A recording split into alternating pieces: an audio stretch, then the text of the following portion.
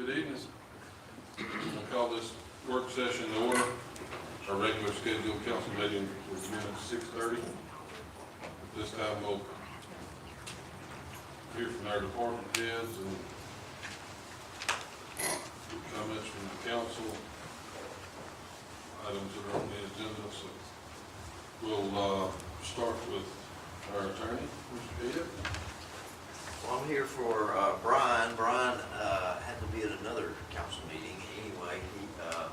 One of the things he told me was he was working on a contract issue on the fire station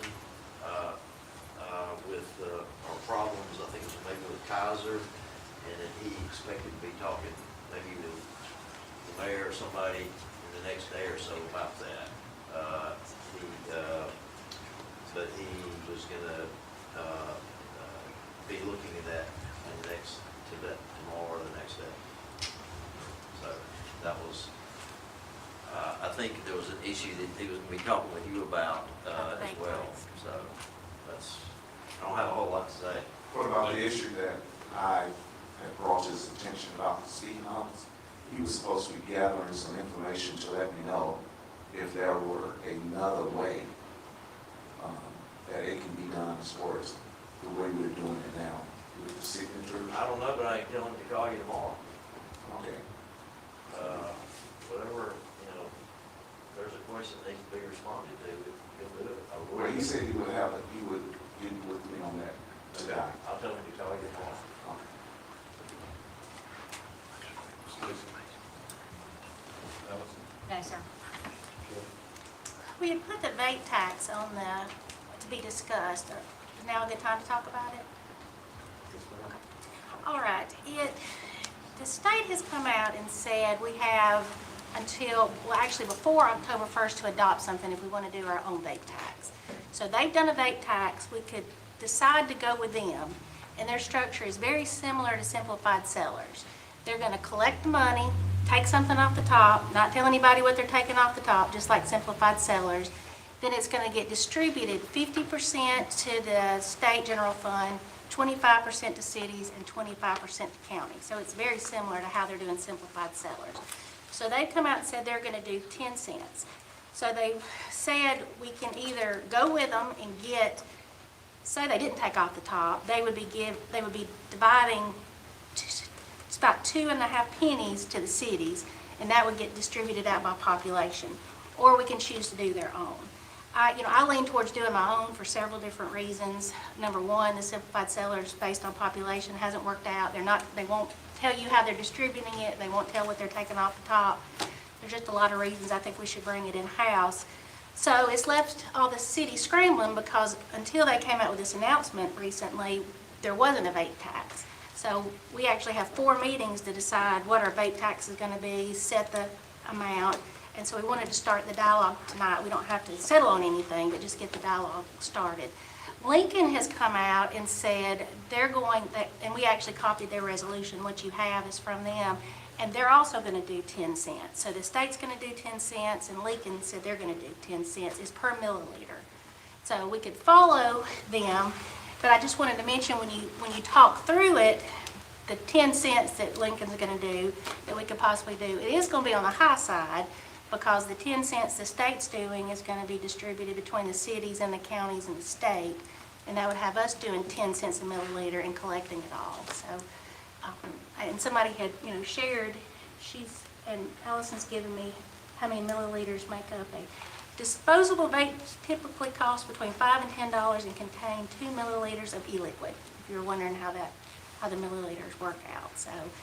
Just wanted to get, somebody had expressed they like the idea of having a higher vape tax, to discourage vaping possibly. So I just wanted to get the dialogue started and just let you know how it works. So we could choose to go with the state and they'll send us a monthly amount of what they divvy by population, or we can choose to do our own. And that would mean we would be collecting it very similar to how we do our liquor tax. James is really good to set stuff up. We could set it up where people could file it online and make it pretty simple. So I think on the collection side, to do it ourselves makes a lot of sense. All right. Our fire chief and police chief are both in conventions this week, so. Nothing new, Mayor, no. All right. Get it. I don't have anything, sir. Bill? I don't have anything on the agenda. Bill? No, sir. All right. The chief, do you have anything back there? No, sir. James? No, sir. We'll go down the road of the council. Okay. Thank you. First, I would like to compliment Central State Bank for the renovations being made to our old downtown bank building. The facelift is outstanding, and it will contribute to the renovations that we are trying to do downtown, our renovation efforts. So we are just so grateful for that facelift that they're doing. Also, I want to check with the attorney and concur with the mayor and council. I would like to have a resolution prepared on behalf of First Baptist Church. They are part of our downtown Main Street district, and they will be celebrating 156 years here in our city. which is they're very vital to our community spiritually and culturally. And so I would like to recognize them by proclamation of resolution or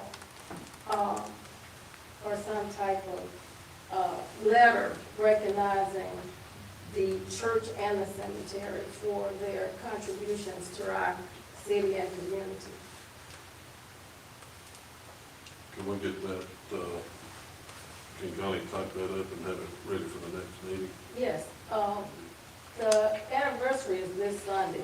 Could we possibly? This Sunday? Yes, We can the do it. 10th. I can have it ready for you if you want to come and pick it up, and you're gonna take it to them, or do I need to take it to them? Well, I mean, it would be great if you could present it to them, Mayor. That would be great. I'll get in touch with them, but we'll have something drawn up this night. Okay, thank you so much. Also, just wanted to get an update with the attorney regarding the railroad easement and the dumpster pad. Did Mr. Kilgore leave any information for us regarding that issue? I'm sorry, I couldn't hear you. We're still needing updates on the railroad easement for Main Street, for downtown Main Street, and the dumpster pad. Attorney Kilgore was supposed to keep us updated on that. Okay, I'm not familiar with it, but I will check on it and get with you. Okay, thank you. Or have him call you this week. Or have him have it ready for us at the next meeting. We kind of keep rolling Yes. with it, so Yes. we're really anxious about getting some updated information on that. Okay. All right, well, thank you. That's all I have, Mayor. Thank you. Debbie? I just have one question.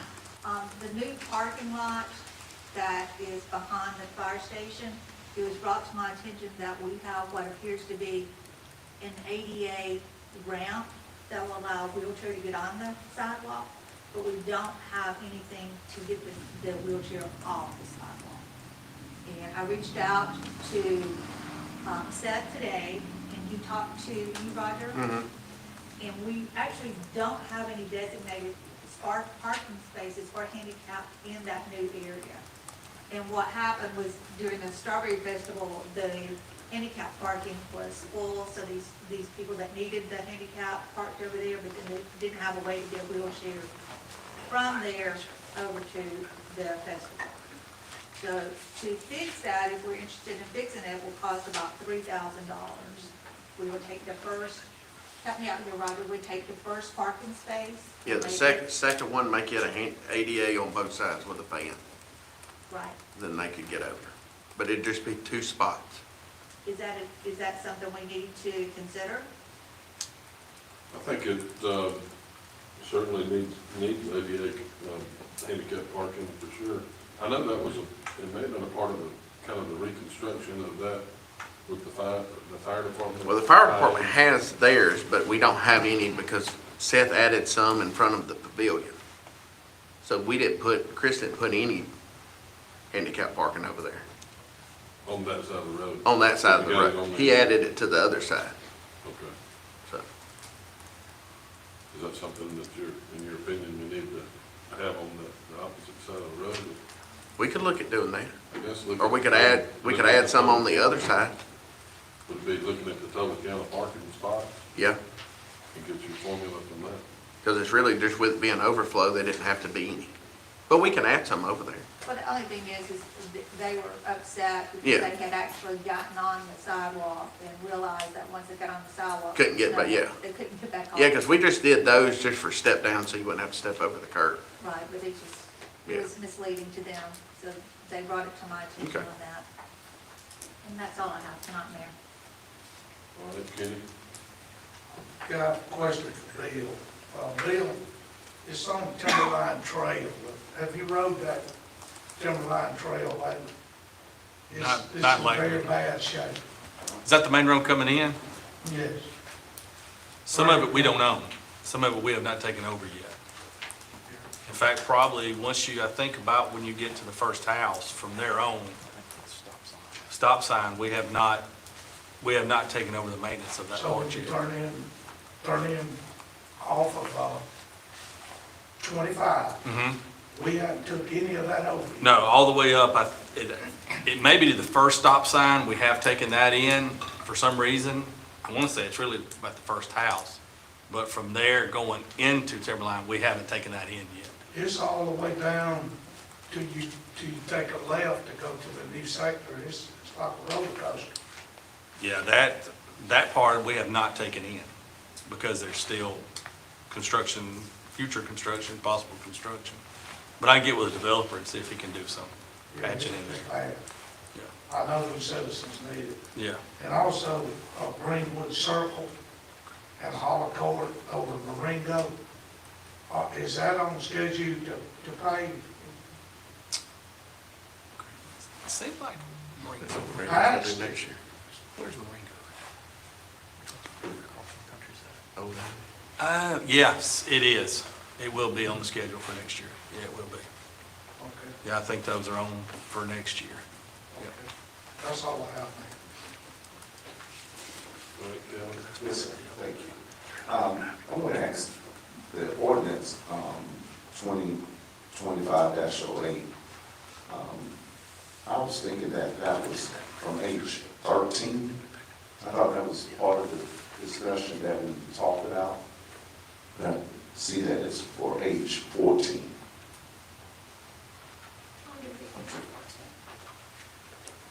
It says in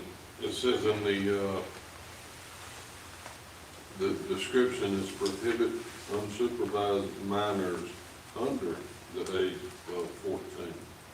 That mean 13 up? 364 days of the 13th year. Okay, so, okay. The next thing I want to ask also is about Kenny. When we talked last time about that veteran monument that we was considering over about the flag. Bill, also, can you guys kind of give us a little information on what was involved in that, as far as what we need to do and who we need to talk to in order to get some movement on that, or Bill, what we, who we need to contact, or what did they say about that the last time? On what I did. The veterans, we was talking about over where the flags are, building some type of monument, memorial, or something for the veterans here in the city. Are you talking about where the gazebo used to be? Yes, sir. I have not talked with, I believe in that is on Norfolk right of way, Norfolk Southern right of way. I have not talked to them about that. So I can ask, and see what their opinion is on it. I've got dialogue with them now on a permit for a water line, so next conversation I have with them, I can see what it would take. Okay. And also, just want to let the citizens know that on Thursday, between 5 and 6, I will be at the coffee adventure or coffee place. If you want to come out and talk and kind of come up with some ideas as far as what you would like to see there, you can come out at 5 o'clock, between 5 and 6. That's all I have. Alec?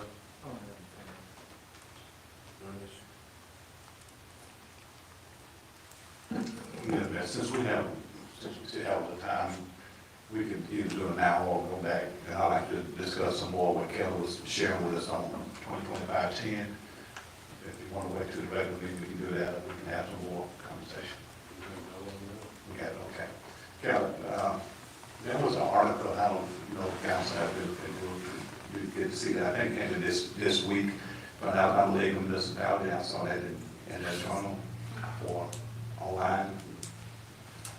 They was talking about, from what I can pick up on what was being discussed, about a license for distributing vape into a city or municipality.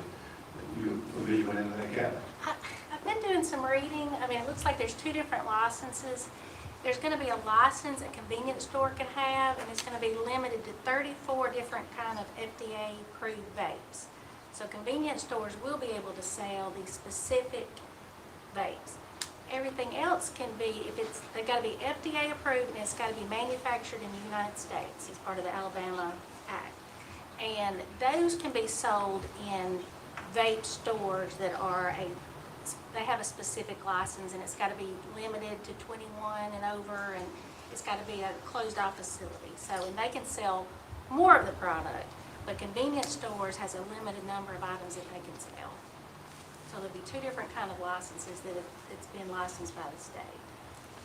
So it's only the state is doing that, so municipalities don't get any revenue from that? Now, we can choose to, if we don't do anything, we get lumped in with the state. And they're going to charge the 10 cents per milliliter, and they're going to distribute to us based on our population. They're going to take that 10 cents, take their admin fee off the top, then they're going to take 50% to the general fund, and then 25% of that will go to counties and 25% to cities. Or in the next 4 meetings, if we get something passed, we can do our own, and we'll collect 100% of it. So that's what we're charged with having to decide. You guys need to say, do we want to do our own or be part of the state? If we do our own, we just got to determine the amount. And in my reading, once we set it, it can never be changed. It looks like we can't go up again. So whatever we set, we're going to be what we're going to have. And like I said, Lincoln has come out, and they're going to also do 10 cents a milliliter. And that's the ordinance in your packet is what they've actually passed. So then all of this is new with all municipalities, this is a new? Yeah, this is all new. Nobody had a vape tax before, so it's left everybody, on the AMRO, there's a email chain, every city's waiting to see what everybody's doing, and everybody's trying to figure out. And Lincoln was the first one to come out and go with the 10 cents that they're going to do. So if we do our own and do the 10 cents, we'll collect 10 cents per milliliter, and we'll come up with a way for them to file. It'll be done online or mailed in. We'll come up with an easy, simple process, and it'll go directly to us. Or if we don't get anything passed, we just go with the state, and they'll send us a distribution every month. So can I ask a question about that, Kelly? Can we go higher than 10 cents since we can't change it? We can, since nobody's doing it, it's kind of hard to tell, what's reasonable, what's not. I've tried to look at what other states are doing. Brandy found a really good amount of information that's, shared that, like, one of the highest in the country is Chicago at 20 cents a milliliter. So, just trying to see, because I'm not sure what high is considered, but I do feel like if we do 10 cents ourselves, that is high, because the state's taking 10 cents and dividing it amongst county and city. And so I feel like I need to tell you that 10 cents seems to be on the higher side, because there's always a chance, somebody could sue us or the state come back and say that's too high. So, it's hard to determine since nobody has it in Alabama. And everybody's working on getting something passed. So it sounds like we could set whatever we want, but it could be, I was talking to Connie years ago, we got challenged, we did something with billboards. And so we got challenged, it was too high and had to reduce it. So that's always, I just wanted to throw out there, that's always a possibility. So they'll pay us monthly, We would get a distribution, just like simplified sellers, they would give but us a. we wait. Now, how long do we have to wait before we get our part? Well, we've got to have it in place, I think going effective October, so it would go into effect October and we'd start collecting November. I think we need to do our own tax. We see what, in my opinion, a failure simplified seller and getting divvied out by population and the state not being forthcoming on what they're collecting, and I just don't want to follow that model on anything else. We'll receive what's sold in our city, we'll receive those proceeds. If not, there's a lot of cities that don't have, Alabaster, I think, has one vape store, so, if you've got 3 or 4 and somebody else has one, it's just not evenly, It's not not evenly Do distributed. you know an estimate about how much revenue that would be in tax? I would really like to say, but it's hard to say because it's, even if you look at a store that sells vapes, you don't know what percentage of sales is that. I think it's really hard to say.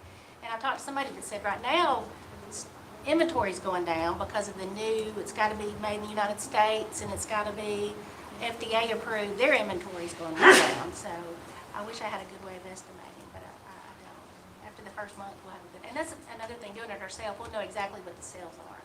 Because I don't, the state, we won't necessarily know what the sales will be if we don't do our own site. That's what I was, like I said, I saw that in the league had an article there concerning that, but I took it as if they were saying the distributor that distributed within the city, there was a license now that was going to be charged to the distributor themselves. And I just saw it this week, so I don't know much about it. Maybe you have looked up on that. I've read the act, it specifically says it exempts you if it's for resale. The tax is meant to be on the end user. So it exempts, like if one place is distributing to another place, that's not taxable. It's meant to be on the end consumer. So it would be on the last person buying, because you get an exemption if you're reselling to someone else, or if it's going out of state. Kind of keep an eye on that just to see what other league. Right. And I reached out to Brian just to get his input, because the league article I was reading, the league was saying they disagreed with the way the state's interpreting some things, and it said reach out to your lawyer, so I sent it to Brian. And I also wanted to talk, I asked him to be able to speak to you guys on, what's our risk if we have a higher than normal rate, do we have any danger of getting sued or anything? You just want to consider all angles before you vote something in. That's all I have there.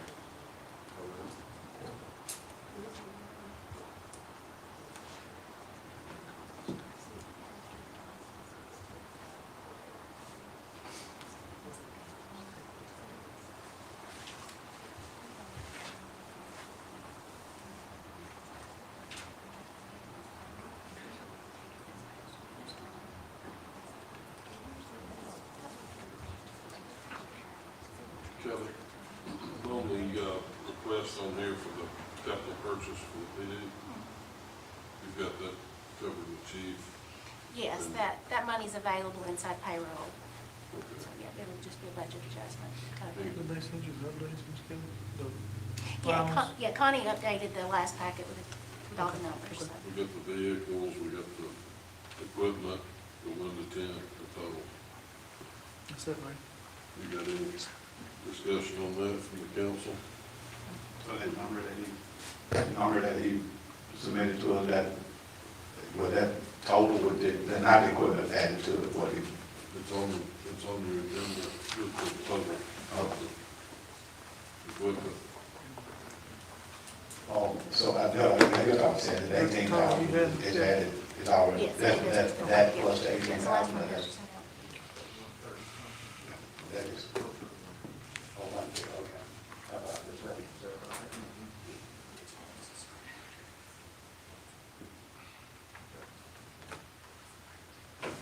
I just know the chief email said something, he was waiting on, he couldn't open up something, he was waiting on some information, I just wanted to let something else come. You got that on the, it's on the agenda. We'll do that.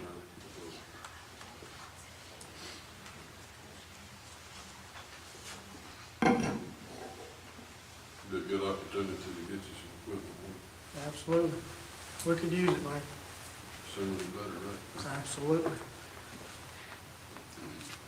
What's the turnaround time on these vehicles, you think? They have the vehicles in stock. It's not something we have to order, which is why, we're doing it now. It's not, Good deal. we can have it before, I guess, as soon as y'all vote on the funds. Perfect. You mentioned something about some of them being wrecked or totaled. Did we get any recovery from insurance on that, or? We've had several claims, anyway, it's all in the works, I know. But some of them are not our fault. That's true. Obviously, and then they I didn't know if that was another source of revenue. battling to, get our, if there's money available, other sources to get repayment on them. I know we've been down a few units.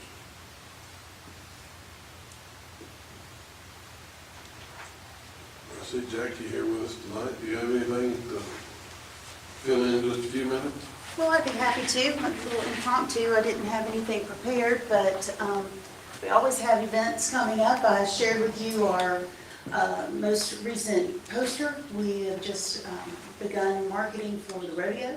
That's in October. We're selling sponsorships now and trying to get everybody excited about that. Tickets sales have already been opened. We've already sold a few tickets, so that's going to be exciting too. So that's coming.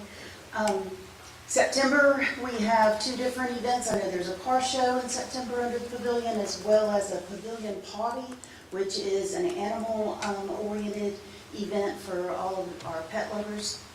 And then, of course, October is the rodeo, and we have Nerd Fest in November, and then we'll roll into so many events that I can't possibly spiel them all off for the holidays. But August is an exciting month for us.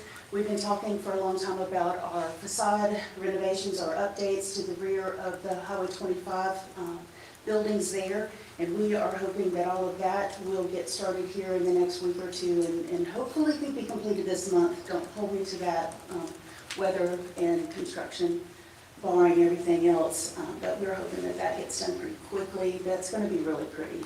The metal awnings, as well as the parapet wall that goes up 4 feet across the back. There's a demo that's going to be starting hopefully any day now, and then be followed up with footers and rain gutters. Roger's been helping me kind of get everybody organized and make sure that that timeline flows. So that's coming. That will be much more attractive very soon. Let's see.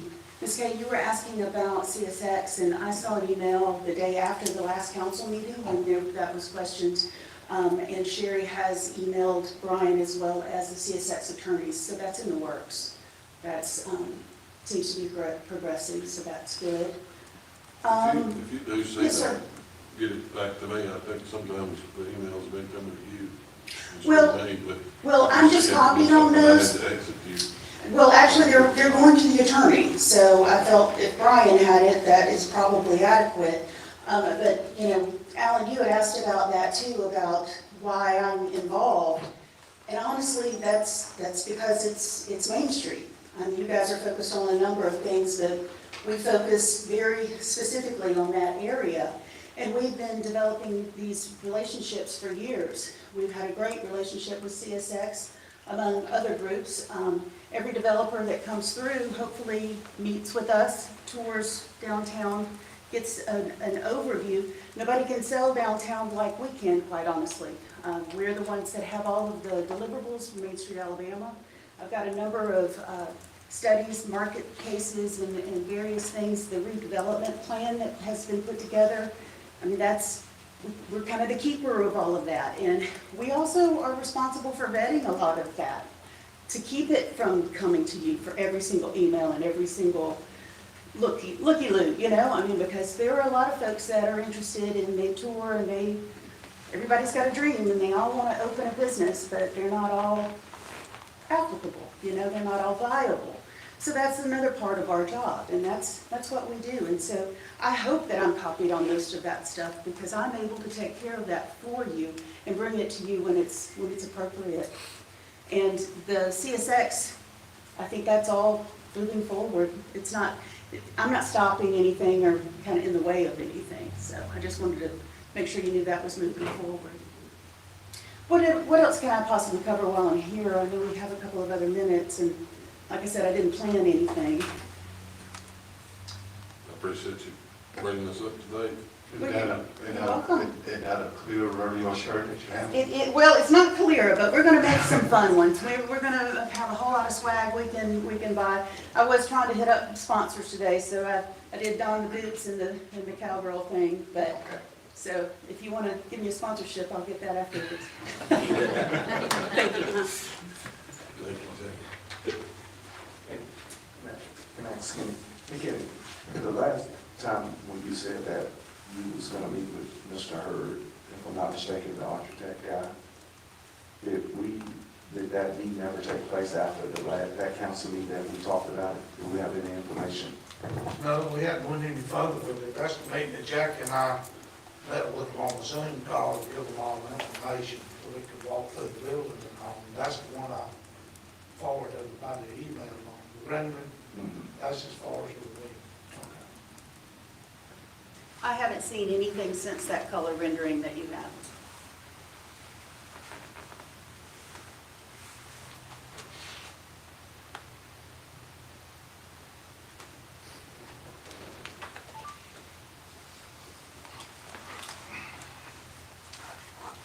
I see, I think Derek, is all okay now? A minute ago. I know you're on here as a guest. If you'd like to come up, we have about 10 minutes. About 10 minutes? We've got a little bit of time, if you want to come forward. I'd like to wait till the actual city council meeting starts, if that's okay. Okay, visit the tail end of it. All right, thank you.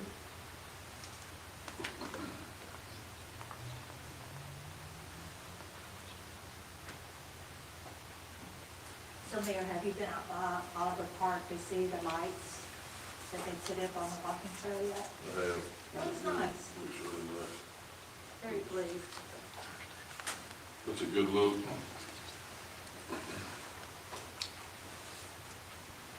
I think if you're in the mood to exercise, we have a lot of concrete, asphalt, and now a nice little gravel walkway through the woods area. So come on to Eagle Park and Albert Park to exercise. I need to do that myself.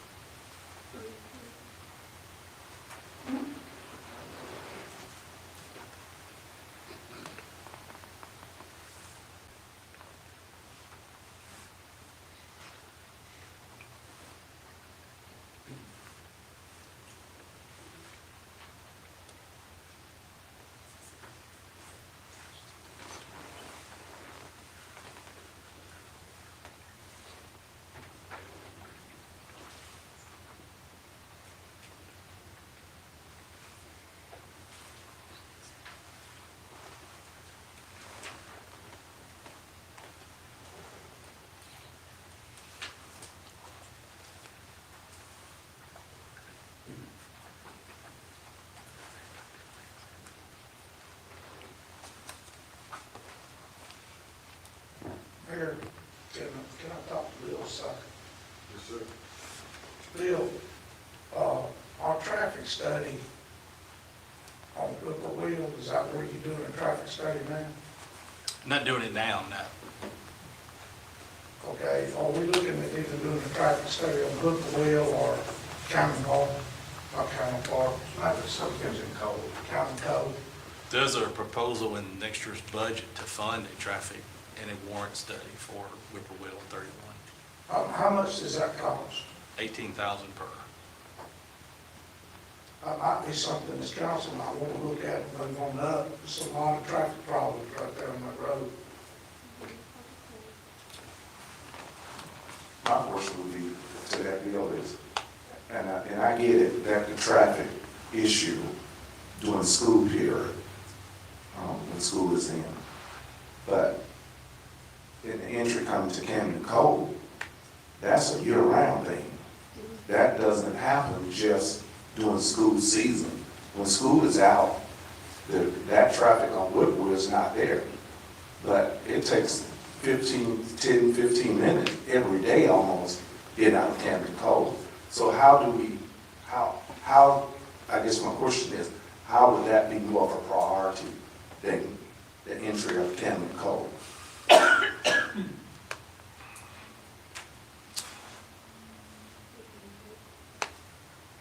So that would, you're probably right, that Whippoorwill probably would not qualify because it's probably just a peak traffic. It probably won't meet a 4-hour, but not even close to an 8-hour warrant. So it probably wouldn't qualify.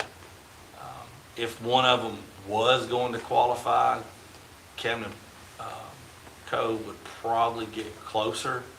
The only thing that would hurt it is probably the amount of right-hand turns out of Camden Cove. Because that's not considered a conflicting turn, so those get kicked out. It would be tough for either one of them to actually warrant a signal, but in truthfulness, Camden Cove probably would have more of a shot than Whippoorwill. Whippoorwill would probably meet, in the mornings, say 7:15 to 8, and then in the afternoons from say 2:40 to 3 or whatever, which that short of interval of peaks doesn't qualify. It at least needs to meet a 4-hour traffic count. They really like to see an 8-hour traffic count. So, as far as priorities, if you're looking at which one would have the more likelihood, it probably would be Camden Cove. I'm sure they would appreciate that. I mean, you can do them both. I mean, like I said, you can do a traffic study and a warrant. It's about $18,000 per, so that'd be $36,000 for both of them.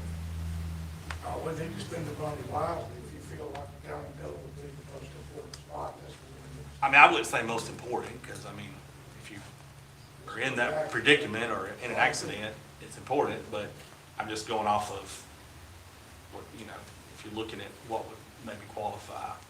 Even if you go back and you look at the police report, and the police report speaks for itself, there have been numerous of accidents right there at Camden Cove. I mean, I've been there for 20-some odd years, and I'm talking many accidents compared to, and I'm not just using that in comparison, but even at the Martins, even, that intersection right there, I think we had a fatality there some years back. But it's very dangerous getting in and out of it. Well, there's one, in the proposed budget, we can use it, do both, or use it wherever y'all would see fit. So if we had one at Camden Cove, wouldn't that help with the cars that are trying to turn left onto Whippoorwill, maybe? Because that stop that traffic at Camden Cove for a short period of time? Possible. I don't know what the queue times would be. It might help a little bit, get some relief there. I think that's the biggest problem is those cars on 31 headed south, they can't turn left on the Whippoorwill, or they can't turn right off of Whippoorwill. So if Camden Cove actually had a traffic light, maybe that would slow that traffic down a little bit, let some cars go. And even that, Bill, we talked about widening Birdman down through there. The road is wide enough if it was the right way. I mean, you gotta. No, you still need more width, and that Not cost, a whole lot, but you need at least an additional 15 feet in that area. And I ran a cost on that. That cost is around $18.8 million to widen that. Using we're gonna Aldon's have to deal calculator. with that eventually, because I mean, with the growth of the city, I mean, we're gonna have to look into that. The bridge is a big thing there. Bridge is your kicker. A lot of money on the bridge. And that'll take some traffic off, maybe.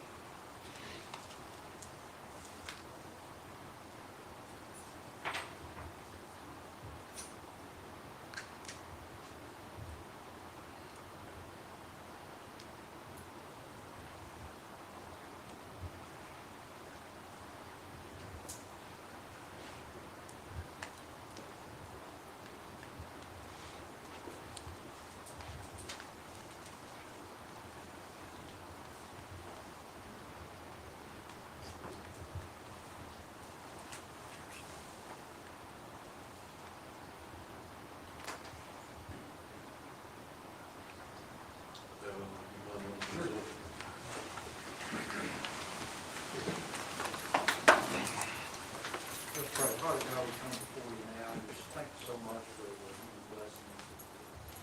Send another word, Father, help us to acknowledge those blessings and acknowledge you. Father, we ask that you be with us as we move through this meeting. Help us make good decisions that benefit the city and the citizens. We ask this in your son.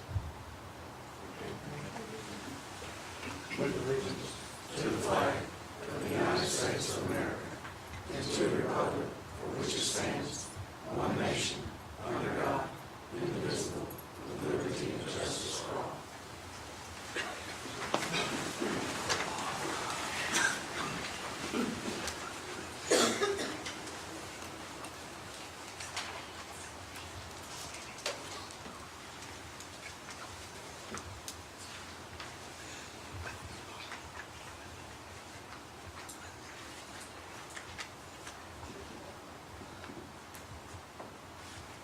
All right, the first item on the agenda is the approval of the agenda as outlined.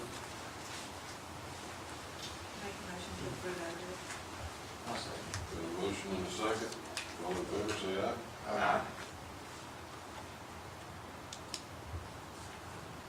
Next is the approval of the minutes from our regular meeting, work session, July 21st, budget work sessions, July 21st and 28th. Motion to approve and dispense. Make the motion. I second. A motion and a second. All in favor, say aye. Aye.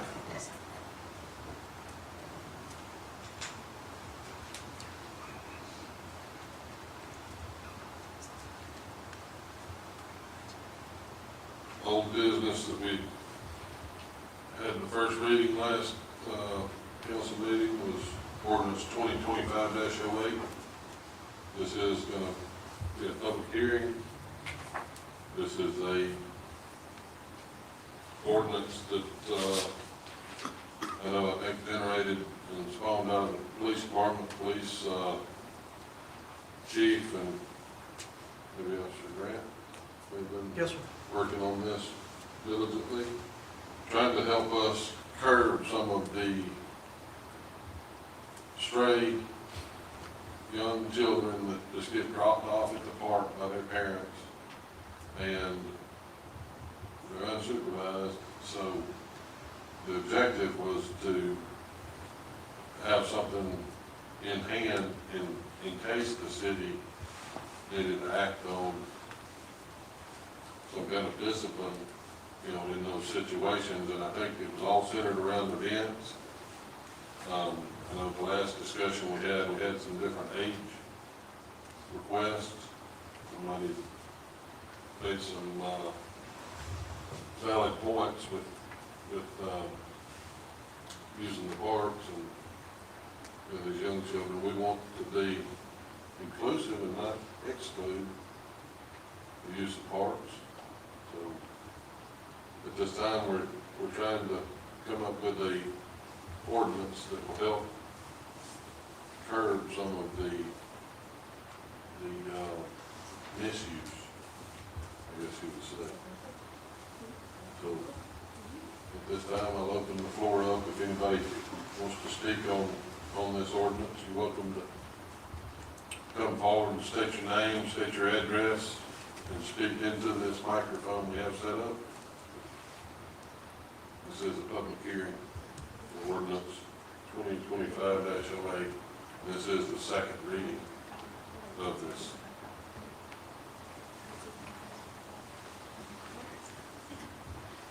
My name is David Morgan. My address is 1028 Aronimink Drive. I want to say that this is much improved from what it was. I still object to it on just the grounds of adding another ordinance and adding a criminal ordinance specifically for children.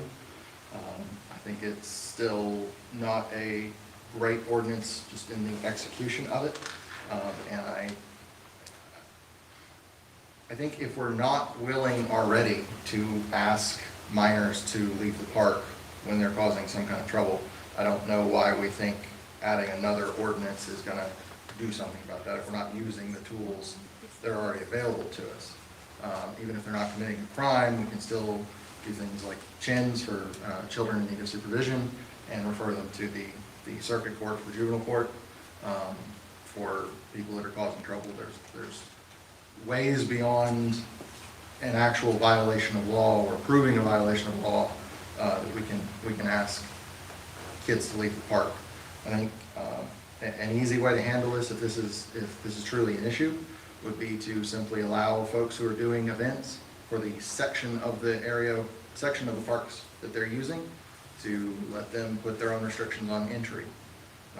Right now, even with the changes, when there is an event at any city park, and I'd also like to point out that large event is not defined, but when there is a large event, it kicks in the same as the other ordinance across all the rest of the city parks, playgrounds, and recreational facilities. And then further, I'd just like to point out that I don't think it's congruent with the rest of the way we do things in Alabama. This only applies to parks during specified times, but it doesn't preclude the same kids from being anywhere else in the city. Under Alabama law, if they're 7 and older, they can be in a car by themselves, but they can't be in a park during a football game at a different park in Calera, if you vote for this to pass. And then I just want to, if you do decide that you want to do this, I think, just following along here from home, if you will, I think somebody needs to make a motion for the amendment. I'm not sure exactly where you are in the amendment, but I think you have a motion and it's tabled, and I think by Robert's rules, I think you need a motion for the amendment. Thank you.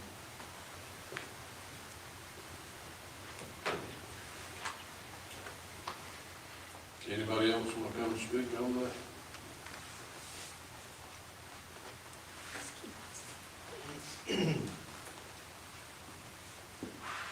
Good evening, Jennifer Flanoy, 6059 Kensington Way.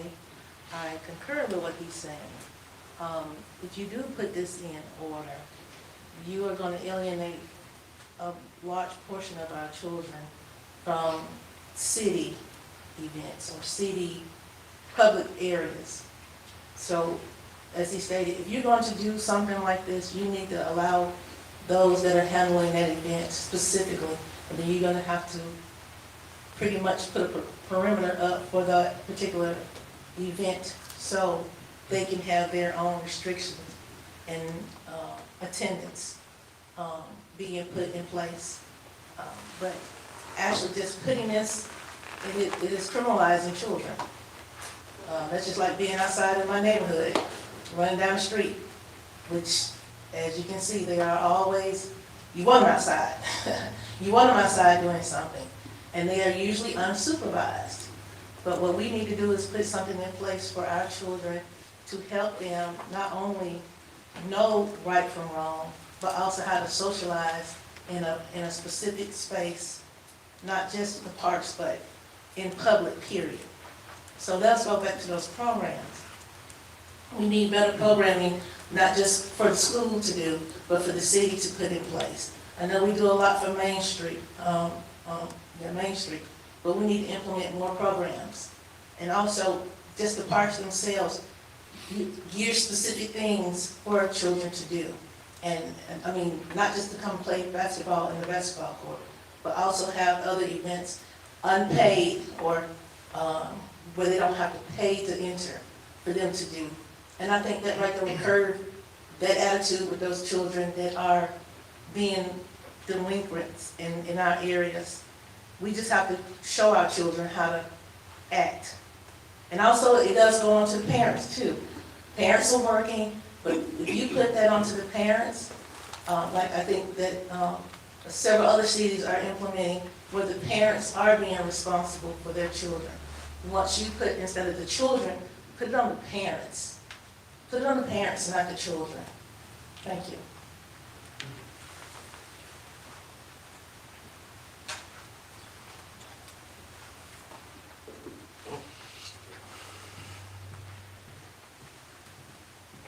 Good afternoon, Daniel Hidalgo. Everybody knows me now. Anyways, we're going to go back on this subject. You want to speak about kids, the truth of it, nobody wants to say it, is but everybody here in front of me has enough money for their kids to have a car and go out and have fun.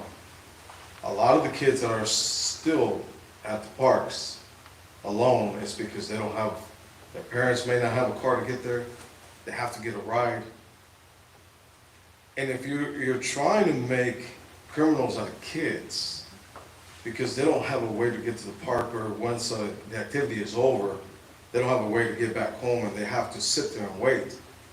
This is far beyond our control back here.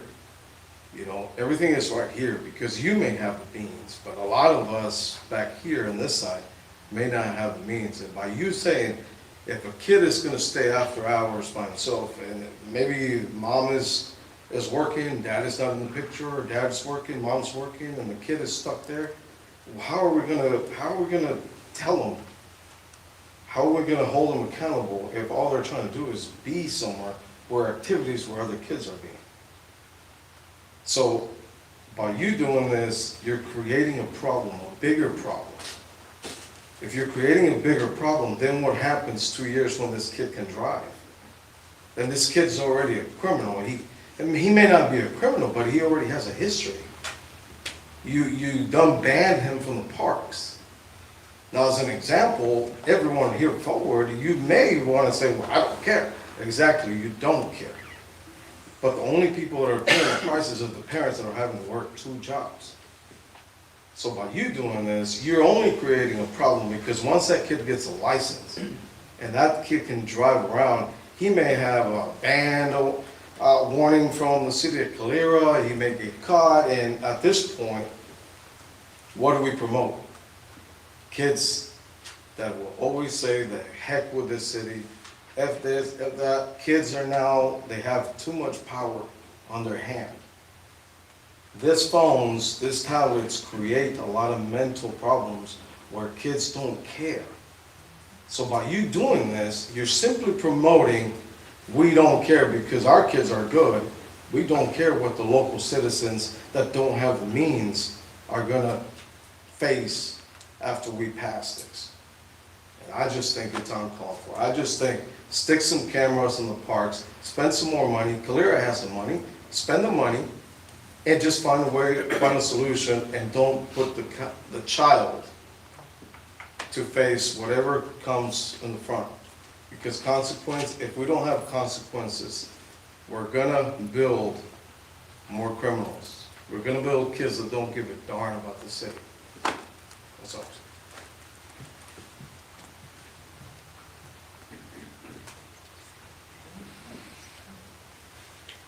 Anybody else want to speak on the floor?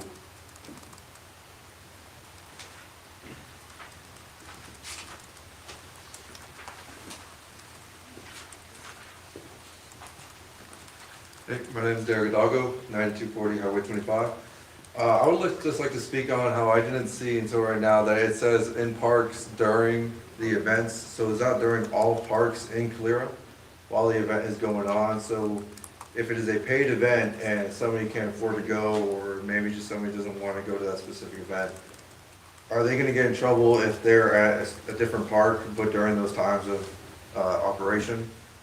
Like if they're 14 now and they're just going to the park across the street or somewhere else, are they going to start getting fined and getting in trouble by law enforcement because of that? Or is it just at the events? Because from what I'm reading right here, it says in city parks during the event. So that, to me, that sounds like that's counting all city parks, but not just that one specific area. Okay, thank you.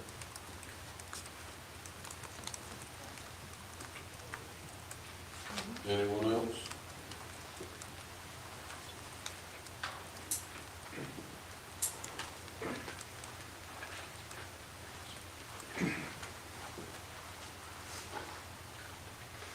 My name's Bruce Kincaid. I live at 967 McAllister Drive.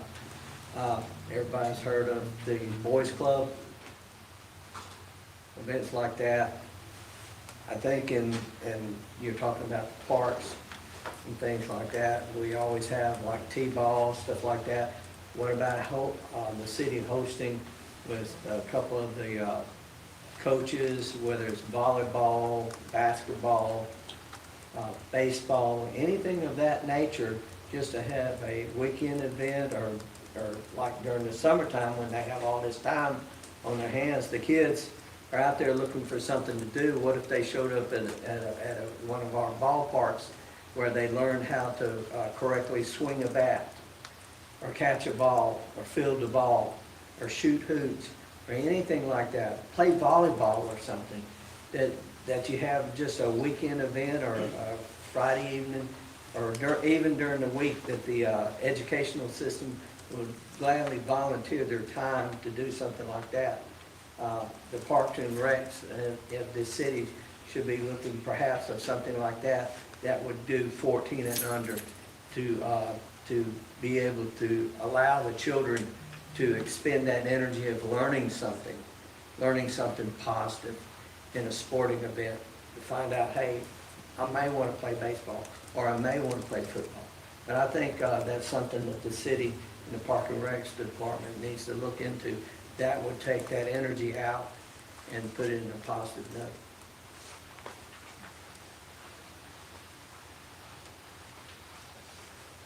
Anyone else?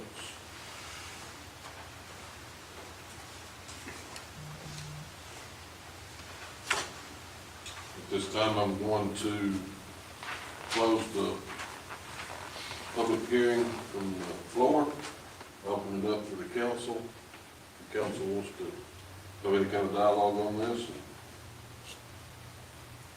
Mr. Mayor, I don't think it's our intent to keep people out, the kids out of the park by no means. The intent is to have some supervision there, because we are having parents drop children off that are under the age of 14. And I have witnessed some of this, and it's not just students from Calera, it's from different areas.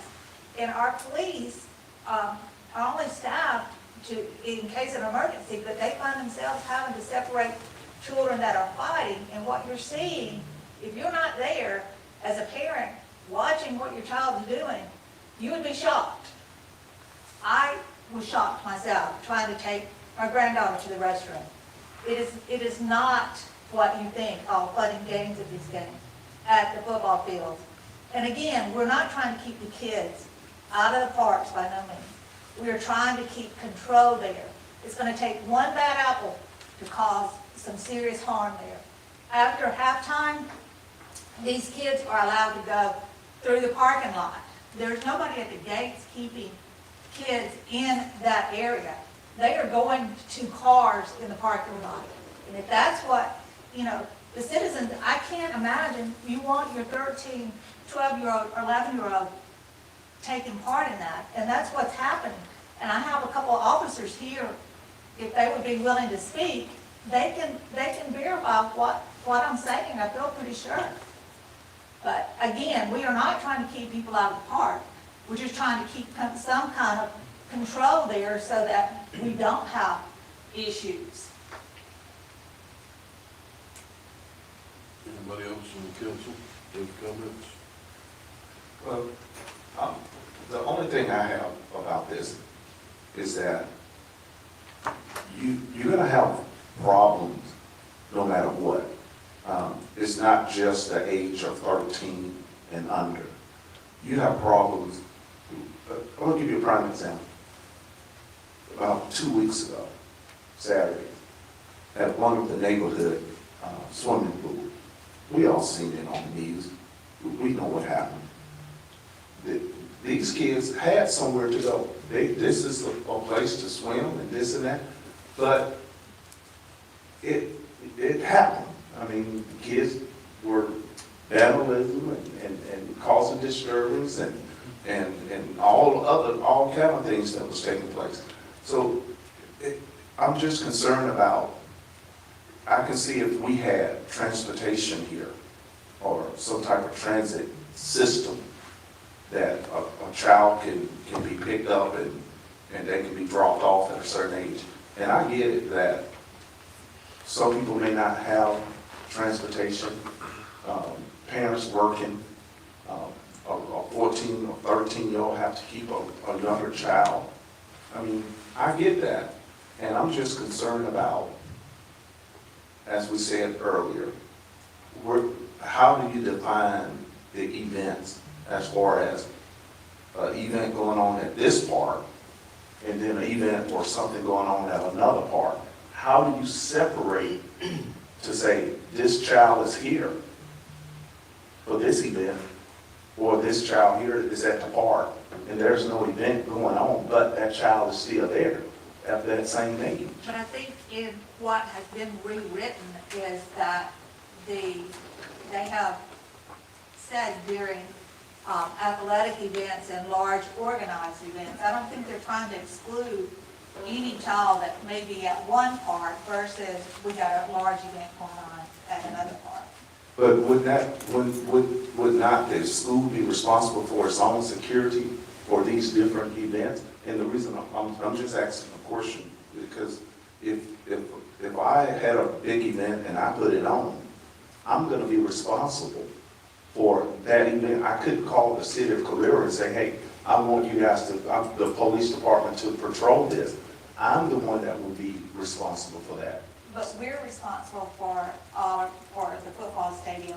That's on the city grounds. So I think the main thing is there at Oliver Park. A lot of times during football season, y'all know it's dark, and that just brings additional opportunities for trouble. But you know, again, I have kids, and my kids have enjoyed the park all their life. And it's just for the safety of these smaller children is what we're looking after. And that's what this is. It gives the police an option to say, hey, I need to call your mom to come and get you, instead of putting that child outside the gate. So you're saying now that what we have in place right now for a child, if we had an event tonight and a child is out of order, that the police can't call their parents, get them out of the event? It just gives Or them, anything? I feel like this just gives them a little more leeway on how they can handle the situation. I personally wouldn't want to have it on my conscience if a child was out there and there was some trouble. But I'm saying, if it happened right now, if a child got out there right today, there's a fight. You and what I'm asking is, tell me the police officers can't deal with that situation now? They can, but it's not, they're not a babysitter. So on Friday nights when we have football here, there's, I'm gonna say about 1,000 kids there that are unsupervised. And again, if you don't believe me, come to the first home football game and you will witness what's going on back there. And we have put fences up, and we put temporary fences up. We're having some more permanent fences put up to help the police. We are having to pay extra patrol there to be at the football games because of what's going on. That's all I have. Anybody else? There was an altering a little bit as far as the age from the last meeting. Do we have to have, from the attorney, do we have to have a second reading on that? This is our second hearing on the subject matter. Have you changed? And the yellow highlighted language verbiage in this ordinance is something we're discussing tonight. Well, of course, if it's not the second reading, then you could, I mean, if you wanted to pass it, you could suspend the rules, but. So we can't go forward with it? That's it. Okay. So we have changed it from under 16 to under 13. Under 14. Under 14, that's what I'm trying to say. Okay. And so this basically is trying to keep younger kids who are left alone from potential risk because they're not able to equip to handle certain harmful situations. Younger kids are not. Right. And so this is basically to ask the parents to be responsible for an event, a game, when they're at a game, so that they're not left unattended, because there are potential risks for younger children. Somebody could abduct or could take them. So it's just things like that. We want to keep the kids safe from being abducted or in a situation that they cannot handle. Younger kids, they don't have the ability to decide, you know, that, well, maybe I need to try to run, I need to scream or whatever, but if you have a parent there, basically, is that what we're saying? We want a parent to be with younger kids, right? I would go a little farther to say we want that child supervised. It doesn't have to be a parent, it has to be an adult. So this prohibits unsupervised children under the age of 30, under age. Right, because younger kids can't really protect themselves. They're just, you know, vulnerable. We're just asking that they be supervised in a nutshell, basically what this is doing. They need to be supervised. And it doesn't need to fall on the principal of the high school or the police department or any one of us individually. I would agree to supervise my children and a guest if I took them to the park. You know, that's. As an officer, can I speak for a second, or am I out of turn here? Is this something I can talk about now? Yeah, go ahead. So I've been here for 25 years as an officer. I'm on Lieutenant Over Patrol here now. Every single year we have this issue. We've had this issue for years. The kids are getting dropped off. They come in there and they do whatever they want to do. They come in, stay, cause whatever havoc they want to cause, and then they can leave and go do whatever they want to do outside the parking lot, fighting, whatever else. I don't think this is not to put kids in jail or to get them in trouble or to put them into the system. This is strictly to say, try and let the parents know, you can't drop your kids off unsupervised and expect good things to happen. It's just not going to happen. You know, we're not out there trying to put kids in jail, but sometimes they do things that we have to address.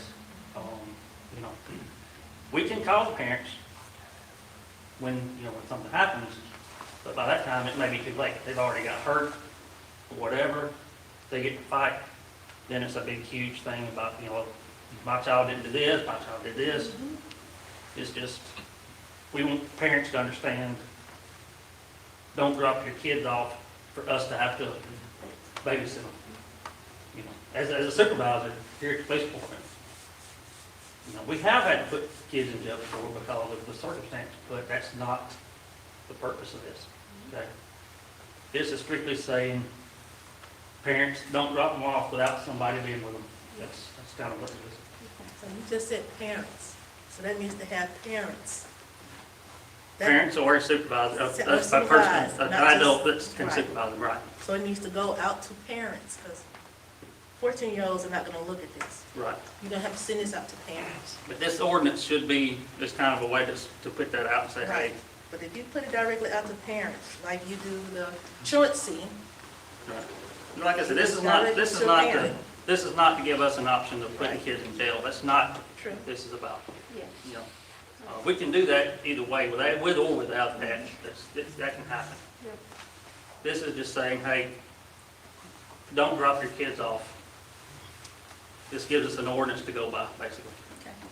Pre-crime, Right. before anything's wrong. But why does the schools not provide security They though? need a guardian. If the schools are making money, the That would city's making money. you need to talk to the school and the council about that. So that's what they're doing. Because we should have some type of security, the money coming in for the games. There's gotta be some type of security. The public hearing's closed, please don't blurt out. When I speak only, Pardon me? only when I speak now it's closed? No, I closed the public hearing. We heard from an officer. You heard from me too. Council, do you have any dialogue? If you want to move forward, we can do, I would say, vote on unanimous consent and then on the highlighted verbiage. I'll make a motion that we move on to that as consent. Got a motion for unanimous consent? Roll call. Got to have a second. I'll make a second. So, motion and a second for unanimous consent on this. All in favor? I'll do the roll call. Ernest? Yes. Alan? Yes. Kevin? No. It'll be on the next agenda. We'll hear it, Kenny. We hear the motion, or hear this and that. How, Yes. Yes. We had, a couple of nays and yeses, so it'll be on the next agenda. That's right. You see it, Mr. Head? Is that the way you see it? Unanimous consent? Oh, yeah. All right. All right, the next item on the agenda is the State ABC Board license application for the address of 8130 US Highway 31.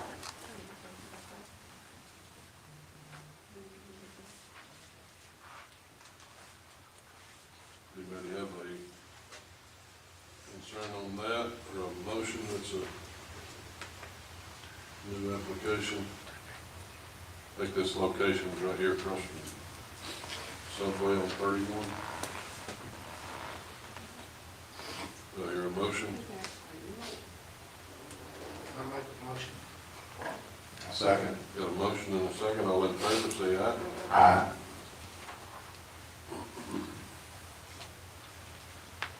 Resolution 2025-41. This is adoption of police policies that you've got before you. This I do need unanimous consent on. This is working on the manual for the police policies. Make a motion for unanimous consent. I'll second. Got a motion and a second for unanimous consent. I need a roll call. Ernest? Yes. Alan? Yes. Yeah? Yes. Are we good? Yes. Yes. Yes. That is adopted. Now I need a motion to adopt. Got a motion? I second. And a second, all in favor? Say aye. Aye. All right. You got there in your packet, for the capital purchase request for the vehicles, 3 vehicles for the PD. Any discussion on that? We heard from Kelly, and it is all doable in this budget. And I think the cars are on the ground and ready. They're already on the lot built there. Taking possession of them quickly. I make a motion that we accept this. A second. Got a motion and a second, all in favor, say aye. Aye. We'll get those done.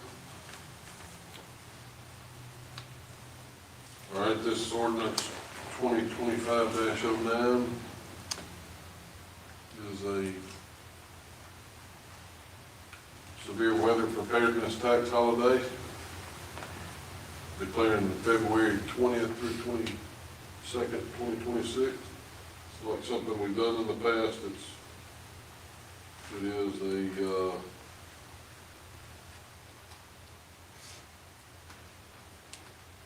way that we can help our citizens be notified for bad weather coming, allowing tax-free holiday for severe weather preparedness. Any discussion on that? I do need unanimous consent on this if we move forward. I move for unanimous consent. I second. Got a motion and a second. We'll start with Kate. Yes. Yes. Yes. I mean, yes, yeah. Yes. Al? Yes. Yes. So now I need a motion to adopt. I motion to adopt. I second. The motion and a second, all in favor, say aye. Aye.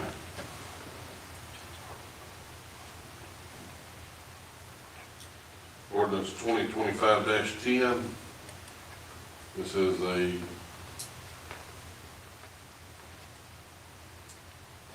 first reading, rendering of a public hearing.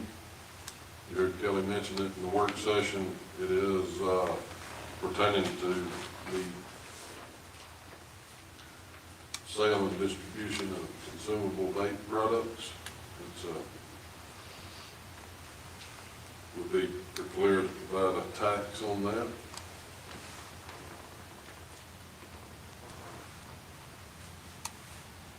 Anybody want to open this up? It is a public hearing. Anybody have any concerns or comments about the city of Calera placing a tax on vape products sold in stores in the city of Calera? What we're here to talk about on this one. Yes, sir. Again, my name is David Morgan. I just have a question about it. I was looking at it. I don't have a problem with the tax itself, just the structure. And I know where Kelly was talking about it, the state bringing it up. Was there a bill passed? Or was it just something the Department of Revenue is doing? Or? Yes, there was a bill passed. Okay, all right. I was looking at current code. I didn't look at the stuff that was just passed. Okay. Just the structure of it was a little odd because it's structured like a excise tax, but then it's listed as a license tax, and so I was trying to figure out where the wording is, but all right, that's all. Anybody else want to make a comment on this on the floor? At this time, I close the hearing to the public and hear from the council. This is the first reading on this. You've heard Kelly talk about numbers as far as percentages. Does the council have any dialogue or comments on how to proceed with this? It sounds like it's something we can not increase at a later date. Is that correct? It sounds like it's frozen. Once we pass something, we can not change it. Yeah. Is this, the funds from this, are they only to be used in specific matters, or how can it be? It would just go to our general fund revenue. Okay. Like I said, I did send an email to our attorney. We haven't talked about it, so I'd recommend not deciding on anything tonight. Let's hear from him so he can talk about it next meeting. Okay, we've had our first reading on it, so you're gonna get an idea of what's be back on the agenda for your next council meeting. Good with that? That's all the regular business I have. Okay, Derek Hidalgo, it's your time, and we do have a little timekeeper up here, so we'll be concise and straight to the point. All right. All right, hello. I'd like to start this off by asking Mr. Bryan if the city of Calera is under Robert's Rule of Law. And if it is, I would like to request more time to speak besides 5 minutes.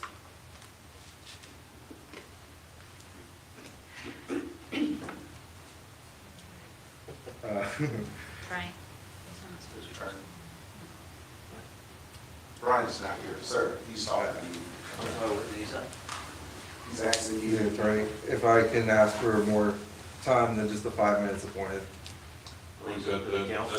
That's a time that's been agreed upon by this council, it's preset, and the timer's already started. All right, then I'll keep it brief. All right, well, everyone knows my name is Derek Hidalgo, and I come before all of you not as a candidate for mayor, but as somebody that has dealt with problems with the city before, and that has dealt with the harassment and bullying from people in the position of authority. Over the past 7 years, my family has lived here and known all too well about the power, about the abuses of power in the city. Moments ago, we see Mayor Graham likes to call out to have my father stop talking when we had this fine young lady right here talking and no issue at all. Most recently, our family purchased the old crow's nest. Reggie came down, Reggie from zoning came down and said, and just cut off our power. No notices, no problems whatsoever. All we did was set up the power and water. But this isn't just about me and my family. This is about all the other citizens of Calera that I hear problems of today. We have paperwork from someone who has had an argument with John Graham, and shortly after started getting citations from the city for having trailers on their property, declaring that the property isn't zoned as storage, and they can't have a trailer on the property when other houses on the street have similar trailers. It was a trailer that was moved every couple days, not just riding away like a car with a raccoon in the window. After the trailer was moved off the property, they then started getting notices about the weeds being overgrown. But I'm pretty sure we're done talking about the weed ordinances. And for everyone who doesn't know, Mayor Graham is friends with Henry Gibson, who used to be a tow truck driver for the city of Calera. But due to many allegations against Mr. Gibson, he was let go. Gibson, one night, had called the mayor stating that one of the fellow officers was speeding, and Mayor Graham had told the tow truck driver to follow Officer Urenco. Officer Urenco noticed somebody was following him and tried to lose Gibson because of the circumstances of him being a foster parent and his job as an officer. You never know who could be following him home. Officer Urenco then proceeds to call the local law enforcement and said someone was following him, and he proceeded to pull to the side of the road, get out of his car, and he held Gibson at gunpoint. He asked Gibson what exactly he was doing and why he was following him. Gibson then responded that Mayor Graham had told him to follow him home. Urenco then files a grievance against the mayor for this. It was on the agenda for the city council meeting. But when the time came for the city council meeting, Ms. Connie decided to announce that it needed to be an executive meeting behind closed doors. And according to resources, Connie had also went to the police records and pulled Urenco's file and removed the evidence from footage from that night. So my question is, why are you telling citizens to follow hardworking officers to their home when they can just file a complaint online like many others have done? Why is Connie starting an executive meeting for a public hearing when she has no authority to do so? Why do people who have no authority with the police department taking out evidence in police records? And for somebody who has promoted the YouTube videos to be uploaded, why can't we find any recording of that city council meeting? I've also gotten info from multiple sources that say one of the mayor's houses had caught on fire and had instructed the law enforcement not to do anything to stop the fire and to let it burn. And it's still unclear to city officials if the fire department chief even did an official inspection to see how the fire had even started. So my question is, why did you want the fire to continue on in your own house? And why, as the mayor, were you allowed to the police officers not to put out the fire? These aren't the only incidences that happen in our city. Many residents that I've spoken to have asked me not to put out their stories out of fear that the mayor will do something to them, and it raises serious questions and concerns about the abuse of authority, selective enforcement, and possible misconduct. I'm here to ask for transparency, accountability, and answers, not just for myself, but all the residents of Calera, to expect fair and honest leadership while living here. Thank you. All right, Jennifer Flournoy, you're on Sunday, let's get us.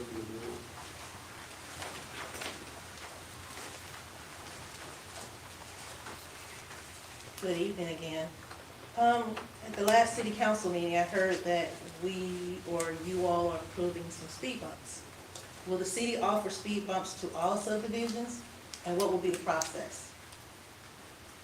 Also, I have, in my subdivision, Kensington Place, I know of 4 kids that are autistic, and I have been requested to add ADA signage within our subdivision to let people know that those kids are on the street due to the speeding. And what is the process of requesting an ADA autistic sign or a special needs sign within our subdivision? And when will or how will the city process that request?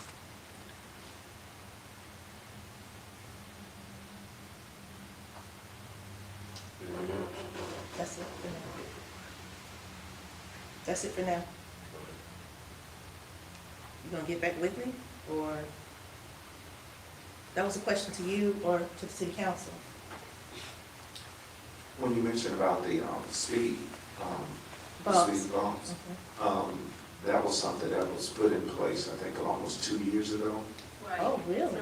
Yes. Bill, you have the information, even though it was Bill and myself that were working, that advocated for the speed bumps, the neighborhood calming devices for our neighborhoods. And we have, that information is on the website, correct, Bill, still? That you can, there it is. Yes, right there on the screen. Yeah, we have that in place. So there's a process you have to have so many signatures from your, Okay. from your residents. Oh, You have a certain percentage of residents that, and then there is criteria as far as stop signs or whatever other devices that you have in that subdivision that will help with common, that it depends on certain criteria. So, just check out the information on the website. I've done that. I've actually done the calming for 3 of our streets. And we've had the speed signs moved sporadically around our subdivision. I did request speed bumps and was denied speed bumps. Did you get And that's when signatures? actually Chris Pappas was here, and he said that you all would not approve, in this chamber, would not approve speed bumps. So now that I hear this in the last session again, that you're approving, so now I can just go on there and request or get signatures from my neighbors that You want have to speed have a bumps. certain percentage of your residents that agree. Oh, okay. Yeah, and so you do have to have signatures. Oh, okay. What about the ADA signs? Have we taken that subdivision over, Bill, as a city? Yeah. Mm-hmm. Yeah, and I'm still waiting for the street lights to be taken over as well. So what's the process for doing Where are you ADA requesting signs? them to be? The what? In what area, do you have a specific location you're requesting it to be? Oh, yes, Bill has the information. And he's supposed to be working with my. Yeah, I think all of them's been taken over that meet our policy. There's 1 or 2 in there that, I think they got, I can't remember the distance, 300-400 feet. There's a couple that are closer than 300 or 400 feet, so we don't take those over. It doesn't meet the policy. Okay. But the rest of them we've taken over. Not all of them. The first 3 and the 3 in the back are not taken over. The ones in the front, Port, the first part of Boulevard, and Way. And you did come out and did change them to LEDs, which we appreciate. But the ones in the back on Avenue Trail and the back part of Boulevard are still being paid by our HOA. And I know for a fact that Nikki, who is our community, before she was our community, but Jenny was, that she sent you the information. Yeah, we sent it to Alabama Power, Okay. so if she still got the bill, We're still send it waiting to me. for that information to be transferred over so that can be taken off of our budget.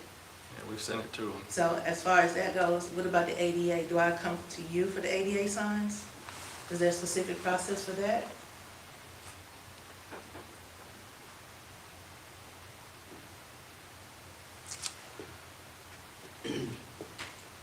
I'll have to look into that. That has changed over the years. Mm-hmm.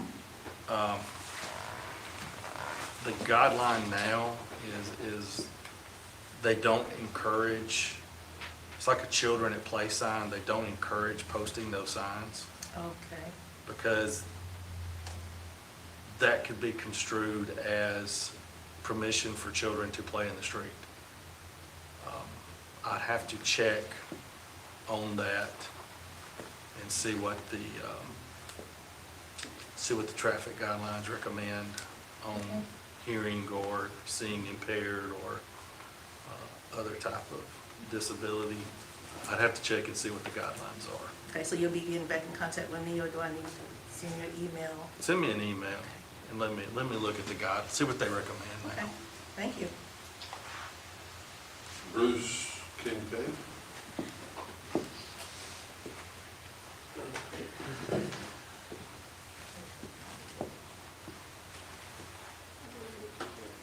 Again, I'm Bruce Kincaid, 967 McAllister Drive. Personally, just on this last subject, I would like to see a sign up that way I know that if I'm coming into an area of a neighborhood, even though that I'm doing 20 miles an hour, that the potential for a child to come out into the road, I'd much rather know that ahead of time than to say, well, you know, we'll just see. Well, anyway. All right, so my question is every town around here has a newspaper. When I'm eating at the depot, I pick up a newspaper from Helena. When I'm over in Pelham, I pick up a newspaper from them. When I'm in Alabaster, I pick up a newspaper from them. When I'm in Montevallo, I pick up a newspaper from them. I go through, I look at the types of news that they have going on. I'm sure that Calera has something positive going on, and that'd be nice to be publicized to the people of Calera. And then I also like looking at, guess what? Crime in these towns. Because I want to know what types of crime and what areas in which these crimes are being committed, the people that are being arrested. And then there's other news like churches and events that's going to be put on. That would be nice to know, because I'm not always here at the city council to learn all this stuff and everything. It's like word by mouth. But if I had something to read, I could jot that down and say, oh, okay, I got such and such in September. You know, I'd really like to go to this bee jamming event or whatever it may be. Why are we always behind? It's my question. I mean, Trustfuls, they've got a new, their city's been upgraded, they have a new facelift. Everybody's got a facelift except for us. And I want to know, when are we going to have our facelift? It's nice that we have a little community thing, but when you go to, it's back behind the buildings. You know, you gotta hunt for it. It'd be nice to have some kind of upgrade in our town, because I'm sure our town has history, like trains, you know, and that's way back and over there. But it'd be nice to have some kind of facial upgrade downtown, the old downtown. Thank you. To answer your question on that, I think the Main Street program got something in their budget this year for that. So I think it might be coming soon if the funds is available. New streetlights and fancy little things like. Now, we have a streetscape coming on 25 and 31. It's gonna start sometime like between November and December, so it's already in the making. Okay, thank you. If you had that in the newspaper, we could read about it. We're working on it. We ain't all about it. I used to be a newspaper. Daniel, hello? Are you on there? Yeah, I'm gonna, it denied my access, so it's good. No comment? It came through. I'm sorry? It came through. Oh, okay.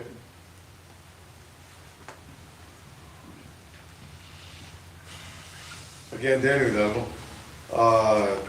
to the attorney in the city, I wanted to say that I'm a little disappointed of how you guys handled the case with H-Town. You guys have thrown my name all over social media. They have caused me trouble with my clients in the Spanish market, because throwing my name all over the city, not doing your own research. You blew my name through social media when my name is not attached to H-Town. And I want to make the city accountable for the damages that you're causing me. I would appreciate it if you take my name of your problem that you have with H-Town. Attorney, it may not have been on your end. I think it's more of a personal problem that we have here, eye to eye. And I think that you're causing the city problems by having a personal problem with me. You're defamating me for no reason. For 7 years, since 2017, I've been in the city of Calera. Not once have I had a traffic citation, have I ever been disrespectful to law enforcement or anywhere in our city. Again, I have Mr. Reggie over here that has chased me from day one that I came to Calera, and has not let me go. He shut my power down on the old crow's nest that I bought. Why did he shut my power down when I'm not conducting business?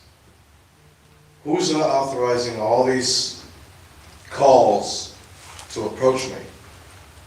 You're defamating me for no reason. I don't care if the election with that boy over there has anything to do with it, but his life and my life is completely different.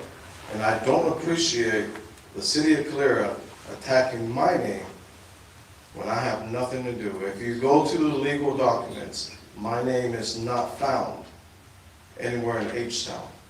Now, you may see me around there because it's my family. But the fact that you threw my name and you slandered me all over the internet, 30,000 people messaging me, Danny, the city of Calera is doing you wrong, Danny this, Danny that.